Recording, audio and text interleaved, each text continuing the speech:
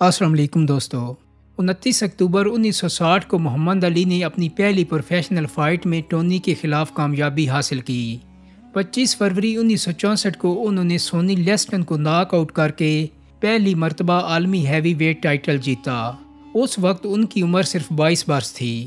اس fight میں محمد علی نے جو باکسنگ گلوز پہنے تھے وہ سن 2014 میں ہونے والی نیلامی میں 8,36,000 امریکی ڈالر میں فروخت ہوئے۔ 25 مئی 1965 میں دونوں باکسرز دوبارہ رنگ میں اترے اور اس بار بھی محمد علی نے سونی لیسٹن کو ہرا کر اپنے عالمی اعزاز کا کامیابی سے دفاع کیا۔ 26 اکتوبر 1970 کو محمد علی کے 3 سال رنگ سے دور رہنے کے بعد واپسی ہوئی اور انہوں نے تیسرے ہی راؤنڈ میں جیری کیوری کو ناک آؤٹ کر دیا۔ 8 مارچ 1971 کو محمد علی کا مقابلہ جو فریزر سے تھا، جس میں انہیں اپنے کیریئر کی پہلی شکست سے دوچار ہونا پڑا۔ اس فائٹ کو دنیا کے 36 ممالک میں دکھایا گیا اور 700 سے زیادہ میڈیا والے اس فائٹ کو کور کرنے کے لیے موجود تھے۔ اس مقابلے کو فائٹ آف دی سینچری کا نام دیا گیا۔ اس فائٹ کے بعد محمد علی کو دوسری شکست کین نارٹن کے ہاتھوں ہوئی۔ یہ وہی فائٹ ہے جس میں ان کا جبڑا بھی ٹوٹا تھا، لیکن اگلی فائٹ میں وہ کین نارٹن کو ہرانے میں کامیاب ہو گئے۔ اب انہیں جو فریزر سے مقابلہ کرنا تھا۔ جو فریزر تازہ جارج فورمین کے ہاتھوں اپنے ہیوی ویٹ ٹائٹل سے محروم ہوا تھا۔ 28 جنوری 1974 کو نیو یارک میں ہونے والے مقابلے میں محمد علی نے جو فریزر کو شکست دے دی۔ اس طرح عالمی ٹائٹل کے لیے اب ان کا سامنا جارج فورمین سے ہونا تھا۔ 30 اکتوبر 1974 کو محمد علی اور جارج فورمین کے درمیان ظاہر کے شہر کنشاسا میں ہونے والی فائٹ کو 20ویں صدی کے چند بڑے سپورٹس ایونٹس اور ہیوی ویٹ باکسنگ کی تاریخ کی سب سے بڑی فائٹ سمجھا جاتا ہے۔ جارج فورمین کا شمار فولادی مکوں والے باکسر کے طور پر ہوتا تھا، جنہوں نے کین نارٹن اور جو فریزر جیسے طاقتور باکسرز کو دوسرے ہی راؤنڈ میں ناک آؤٹ کر دیا تھا۔ اس لیے ماہرین محمد علی کو زیادہ اہمیت نہیں دے رہے تھے، جو 32 سال کے ہو چکے تھے اور ان کی رفتار اور ریفلیکسز میں پہلے جیسی بات نہیں رہی تھی۔ لیکن اگر کسی چیز میں فرق نہیں آیا تھا تو وہ ان کی شعلہ بیانی تھی۔ دوستو، محمد علی نے ڈیوڈ فراسٹ کو دیے گئے انٹرویو میں جارج فورمین پر زبردست زبانی وار کیے، جس کے لیے وہ مشہور تھے، اور جب وہ رنگ میں داخل ہوئے تو اس وقت یہ اندازہ لگانا مشکل نہ تھا کہ وہ تماشائیوں میں بہت مقبول ہیں، جو فلک شگاف نعرے لگا رہے تھے کہ علی اسے مار ڈالو۔ محمد علی نے اپنے روایتی انداز میں یہ مقابلہ کرتے ہوئے جارج فورمین کو پہلے خوب تھکایا اور پھر 8ویں راؤنڈ میں جارج فورمین محمد علی کے مکے کھاتے ہوئے لڑکھڑاتے ہوئے رنگ میں گر پڑے۔ دنیا کو یقیناً اس منظر کا بے تابی سے انتظار تھا۔ جارج فورمین نے ایک انٹرویو میں کہا تھا، میں سمجھ رہا تھا کہ محمد علی بھی میرا ایک اور ناک آؤٹ شکار ثابت ہوں گے، لیکن میرے ایک طاقتور مکے کو روکتے ہوئے انہوں نے میرے کان میں آہستگی سے کہا تھا کہ جارج، تمہارے پاس بس اتنا ہی تھا۔ اس وقت مجھے احساس ہوا کہ میں جو سوچ رہا تھا یہ ایسا نہیں۔ دوستو، یہ ٹی وی پر اپنے وقت کی سب سے زیادہ دیکھی جانے والی باکسنگ فائٹ تھی۔ اس فائٹ پر سن 1996 میں ایک دستاویزی فلم When We Were the Kings بھی بنی تھی، جس نے اکیڈمی ایوارڈ جیتا تھا۔ جب یہ ایوارڈ دیا جا رہا تھا تو محمد علی اس موقع پر موجود تھے اور حاضرین نے کھڑے ہو کر انہیں خراج تحسین پیش کیا تھا۔ دوستو، ایک وقت تھا جب محمد علی اور جارج فورمین ایک دوسرے کے خون کے پیاسے تھے، لیکن پھر ان میں ایسی دوستی ہوئی کہ ایک دوسرے کو پیغامات بھیجتے تھے۔ محمد علی اور جو فریزر کے درمیان تعلقات ہمیشہ ناخوشگوار رہے۔ دونوں کے درمیان زبانی جنگ ریٹائرمنٹ کے بعد بھی جاری رہی۔ اگرچہ محمد علی نے ایک اخباری انٹرویو میں فریزر کے بارے میں کہے گئے الفاظ پر معافی مانگ لی تھی، لیکن فریزر کا اصرار تھا کہ وہ براہ راست ان سے معافی مانگیں۔ ان دونوں کی دوسری فائٹ سے قبل ایک ٹی وی پروگرام کے دوران دونوں کے درمیان طنزیہ جملوں کا تبادلہ ہوا اور پھر یہ گتھم گتھا ہو گئے اور بڑی مشکل سے انہیں الگ کیا گیا۔ ایک فائٹ سے قبل محمد علی نے رات کو فریزر کے ہوٹل کے کمرے کے باہر آوازیں لگا کر انہیں نیند سے اٹھا دیا تھا، اور جب فریزر باہر آئے تو محمد علی نے انہیں کھلونا پستول سے ڈراتے ہوئے کہا تھا کہ میں تمہیں شوٹ کر دوں گا۔ فریزر نے ان پر الزام عائد کیا تھا کہ وہ پستول اصلی تھا، جس کی محمد علی نے تردید کی تھی۔ دوستو، محمد علی نے 1 اکتوبر 1975 کو منیلا میں تیسری مرتبہ جو فریزر سے مقابلہ کیا اور کامیابی حاصل کی۔ 15 فروری 1978 کو محمد علی کو اپنے عالمی اعزاز سے محروم ہونا پڑا۔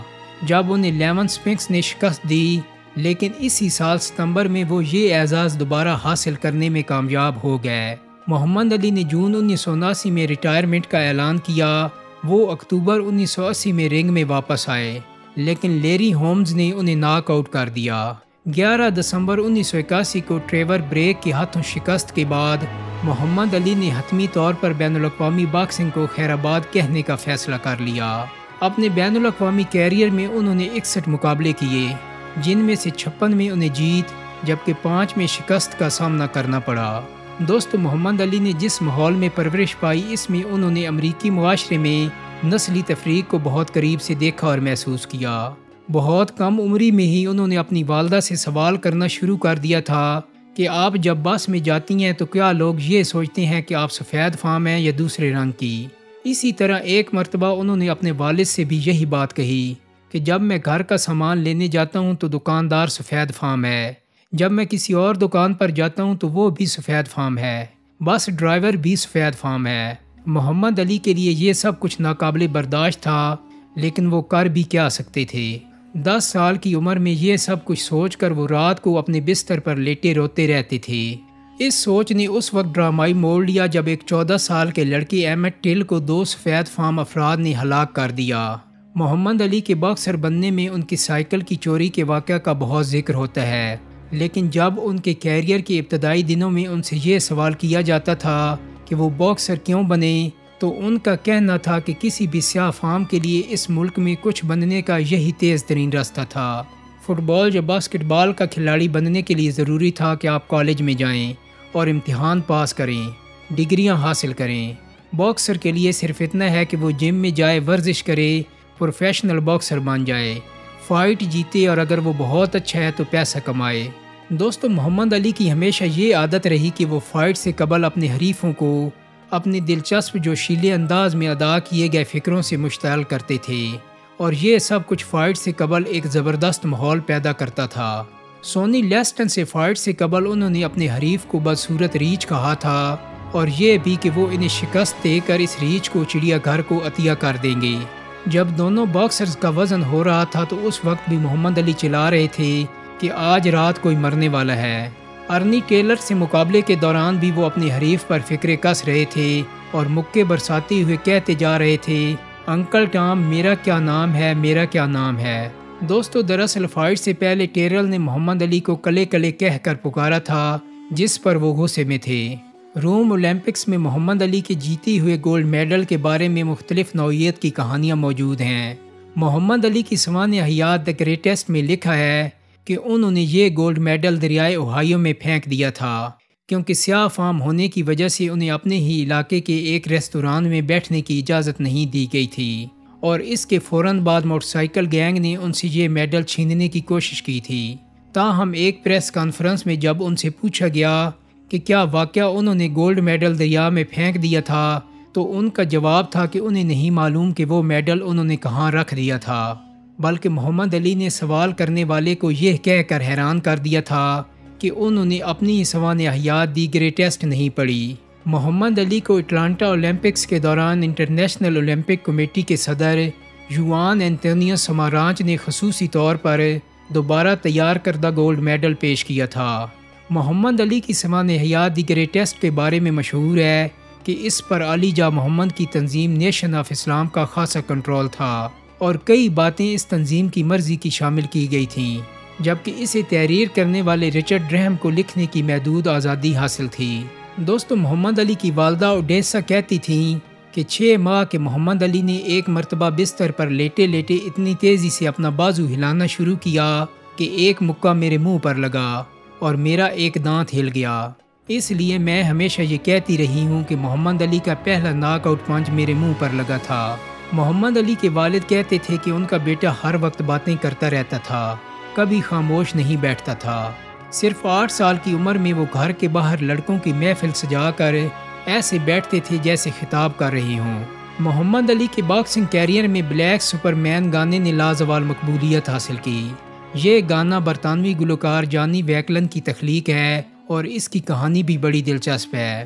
سن 1972 میں جانی ویکلن نے یہ گانا لکھ کر جس باکسر کے لیے ریکارڈ کرایا وہ ہنگری میں پیدا ہونے والے جو ویگنر تھے۔ اس گانے کا ٹائٹل ہنگرین سپرمین تھا، لیکن یہ گانا مقبولیت حاصل نہ کر سکا۔ جو ویگنر کو سن 1973 میں محمد علی کے ہاتھوں شکست کا سامنا کرنا پڑا۔ اس دوران جانی واکلن کے ذہن میں اس گانے کو نئے انداز سے تیار کرنے کا خیال آیا۔ اس وقت محمد علی رمبل ان دی جنگل مقابلے میں جارج فورمین کو ہرا کر شہرت کی بلندیوں پر تھے۔ جان واکلن نے اس گانے کی موسیقی مشرقی یورپ سے ویسٹ انڈین سٹائل میں تبدیل کی اور یہ گانا سن 1974 کے اواخر میں دوبارہ منظر عام پر آیا۔ محمد علی نے 4 شادیاں کی، جن سے ان کے 9 بچے، 7 لڑکیاں اور 2 لڑکے پیدا ہوئے۔ ان کی بیٹی لیلا علی بھی پروفیشنل باکسر رہی ہیں۔ محمد علی ان کے باکسنگ کھیلنے کے سخت مخالف تھے، لیکن پھر انہیں اپنی رائے تبدیل کرنا پڑی۔ محمد علی پارکنسن کی بیماری میں مبتلا ہو گئے تھے۔ حریف باکسرز کے مکوں کی ضرب نے ان کے دماغ کو خاصا متاثر کیا تھا۔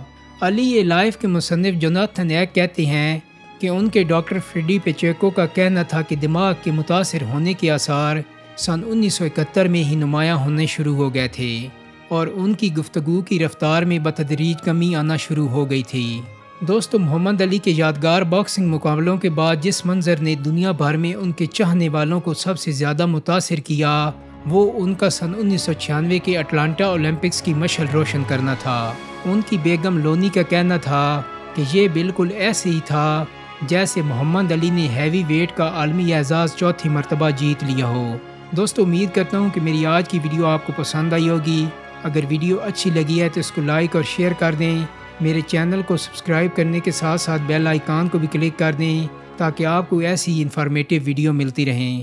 بہت جلدی ایک نئی ویڈیو کے ساتھ ملاقات ہوگی۔ اپنا بہت سارا خیال رکھیے گا۔ اللہ حافظ۔